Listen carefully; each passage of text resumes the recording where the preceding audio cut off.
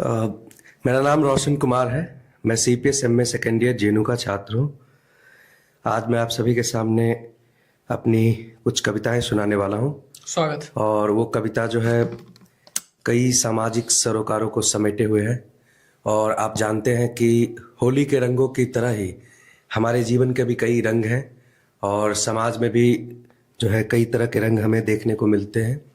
तो मेरी पहली कविता का शीर्षक है जो कि अभी रिसेंटली एक पेंगुइन ट्रेंड आया था, आप सभी जानते हैं। तो वहाँ से मैंने कह सकते हैं कि कविता खींचा है या फिर हम कह सकते हैं कि जीवन के मूल्य को खींचा है। तो कविता का शीर्षक है पराजित पेंगुइन क्वेश्चन मार्क है आगे। बहुत कोशिश की होगी उसने सबको मनाने की, अपने हृदय में उमड़ते बादल सा प्रेम जताने की। क्या बात। मगर निष्ठुर इस दुनिया में जब प्रेम की चंद बूंदें भी उसे मयस्सर नहीं हुई, तो उसने चुन लिया एक नई दुनिया, एक अनंत एकांत और एक तय मृत्यु। अब दुनिया उसे पराजित पेंगुइन कह रही है और पेंगुइन दुनिया को एक पराजित दुनिया। क्या बात है, बहुत सुंदर। और मेरी दूसरी कविता है, अक्सर ये कहा जाता है कि मर्द को दर्द नहीं होता, मर्द रोते नहीं। तो आप देखेंगे कि मर्द भी रोता है और मेरी कविता का शीर्षक है मर्द भी रोता है। सुनिएगा। मर्द भी रोता है। मैंने देखा है एक मर्द की रुलाई, उसका बिखरना और उसका टूटना। जब भी किसी भरोसेमंद व्यक्ति ने उसका साथ छोड़ा, मर्द रो पड़ा। जब पसंदीदा शख्स ने उसका दिल तोड़ा, मर्द रो पड़ा। जब किसी ने निगाहें फेरी और नजरों से गिराया, मर्द रो पड़ा। जब बाप से समंदर सा प्रेम जता नहीं पाया, मर्द रो पड़ा। जब मां को गले से लगाया, मर्द रो पड़ा। जब अपनों से दूर या अपनों के पास होकर भी अकेला रहा, मर्द रो पड़ा। जब बढ़ती बेरोजगारी में माँ बाप के चेहरे पर उभरती झुर्रियां देखी, मर्द रो पड़ा। जब बच्चों की जरूरतें पूरी नहीं कर पाया, मर्द रो पड़ा। जब बेटी को नए पते पर छोड़ा, मर्द रो पड़ा। मर्द रो पड़ा हर उस लम्हे में जब अपनों ने ही उसे अपना नहीं समझा। मर्द रो पड़ा जब किसी गैर ने उसका हाथ थामा और उसके आंसू पोंछे। मर्द रो पड़ा जब भूख से तड़पते बिलखते बच्चों और बेजुबानों को देखा। मर्द रो पड़ा जब मरघट में लाशों को धू धू कर जलते देखा। क्या बात। मर्द रो पड़ा जब किसी को खोया, मर्द रो पड़ा जब किसी को पाया। मर्द रो पड़ा क्योंकि मर्द भी रोता है, उसका भी दिल है, उसे भी दर्द होता है। मर्द रो पड़ा क्योंकि मर्द भी रोता है। क्या बात। और इसी कविता में थोड़ा सा आप कह सकते हैं कि विस्तार है, मतलब बस छोटी सी पंक्तियां हैं, मतलब इसके बिना ये कह सकते हैं कि ये कविता पूर्ण नहीं मानी जाएगी। तो सुनिएगा।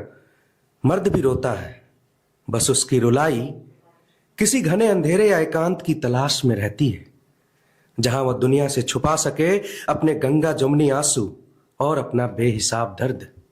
आखिरकार इस खोखले समाज ने उसे ताउम्र सिखाया है, रोना औरतों का काम है और मर्द को कभी दर्द नहीं होता। क्या बहुत। और अब हम थोड़ा सा श्रृंगार के तरफ बढ़ेंगे। तो मेरी कविता है गुलाब नहीं दूंगा। तुझे गुलाब देकर गुलाब से उसका गुलाब कैसे छीन लूं, इतना निष्ठुर कैसे हो जाऊं ओ प्रेम लता। तुझसे दिल जोड़ने को किसी और का दिल कैसे तोड़ दूं ओ दिव्य नैनी। मुझे माफ करना, मैं तुम्हें गुलाब नहीं दे सकता। क्या बात। असल में मेरी गुलाब तो तुम ही हो। अब तुम ही बताओ, एक गुलाब को भला कोई गुलाब देता है क्या? सो गुलाब नहीं दूंगा।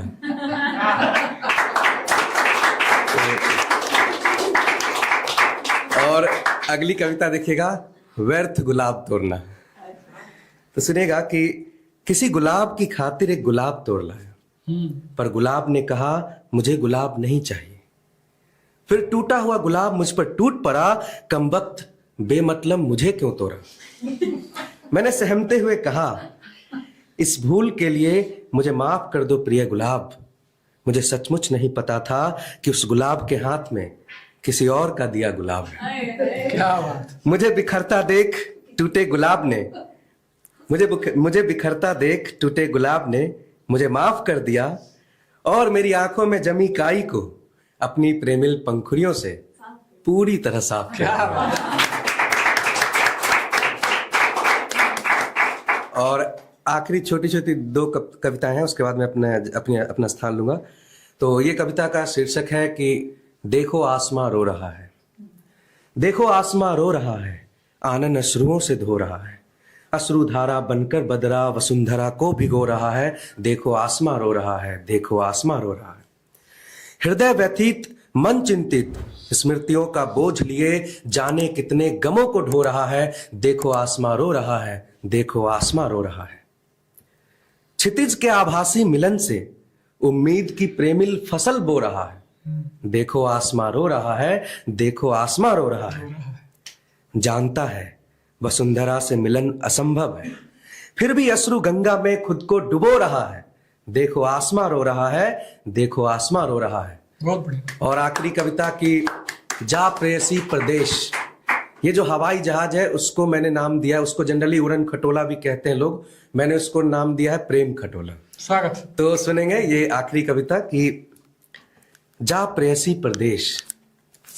ओ प्रेम खटोले जा प्रेयसी प्रदेश, बर्फ की चादर में लिपटा वो देश। जा प्रेयसी प्रदेश, जा प्रेयसी प्रदेश। दिव्य नदी जहां देती जीवन संदेश। जा प्रेयसी प्रदेश, जा प्रेयसी प्रदेश। टेढ़े मेढ़े ऊपर नीचे पर्वत चोटियों वाला वेश। जा प्रेयसी प्रदेश, जा प्रेयसी प्रदेश। बहुत बढ़िया। विरह वेदना की ज्वाला में जल रहा निरंतर ये प्रेमी दरवेश।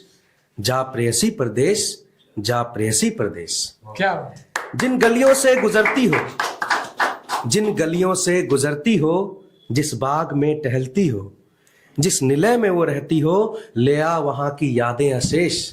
जा प्रेयसी प्रदेश, जा प्रेयसी प्रदेश। धन्यवाद। बहुत